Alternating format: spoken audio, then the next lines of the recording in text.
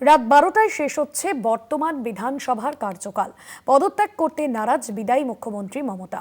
আগামী 9 মে শপথ নেবেন বিজেপির মন্ত্রীরা। একদিনের জন্য রাষ্ট্রপতি শাসন কি হবে, এই নিয়ে কিন্তু এখন জল্পনা তৈরি হয়েছে। রাত 12টায় শেষ হচ্ছে বর্তমান বিধানসভার কার্যকাল।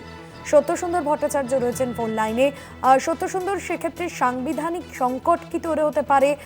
কি জানা যাচ্ছে? রাষ্ট্রপতি শাসন কি একদিনের জন্য জারি হবে? দেখো, এই গোটা বিষয়টাই নির্ভর করছে রাজ্যের সাংবিধানিক প্রধান হিসেবে রাজ্যপালের সিদ্ধান্তের ওপর। তার কারণ হলো যে ইতিমধ্যেই বিদায়ী মুখ্যমন্ত্রী মমতা বন্দ্যোপাধ্যায় তিনি জানিয়েছেন যে তিনি পদত্যাগ করবেন না। সেই জায়গায় দাঁড়িয়ে যে কনস্টিটিউশনাল ক্রাইসিস বা যে সাংবিধানিক সংকট তৈরি হয়েছে, তাতে দেখা যাচ্ছে যে আজকে রাত্রি 12টা পর্যন্ত এর পূর্ববর্তী যে বিধানসভা ছিল তার কার্যকালের মেয়াদ শেষ হচ্ছে।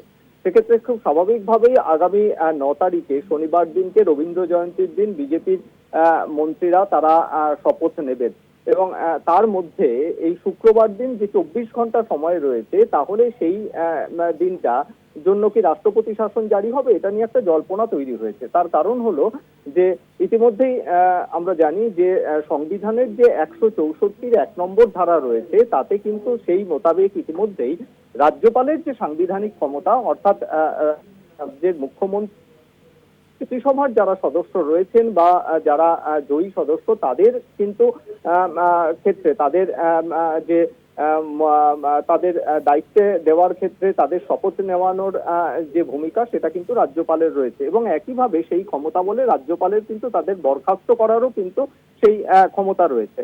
ফলে সেই জায়গায় দাঁড়িয়ে সাংবিধানিক যে রীতি রয়েছে, তাতে এই সময়কালে সাধারণভাবে যেটা সাংবিধানিক রীতি রয়েছে যে সেখানে পরাজিত মুখ্যমন্ত্রী তিনি গিয়ে তার পদত্যাগপত্র দেওয়া হলে পরে সাধারণভাবে রাজ্যপাল তাকে কেয়ারটেকার মুখ্যমন্ত্রী হিসেবে, যতক্ষণ না পর্যন্ত নতুন মন্ত্রিসভা শপথ নিচ্ছে বা নতুন মুখ্যমন্ত্রী শপথ নিচ্ছেন জয়ী মুখ্যমন্ত্রী হিসেবে, ততক্ষণ পর্যন্ত কিন্তু তাকে কেয়ারটেকার মুখ্যমন্ত্রী হিসেবে দায়িত্ব সামলানোর জন্য অনুরোধ করে।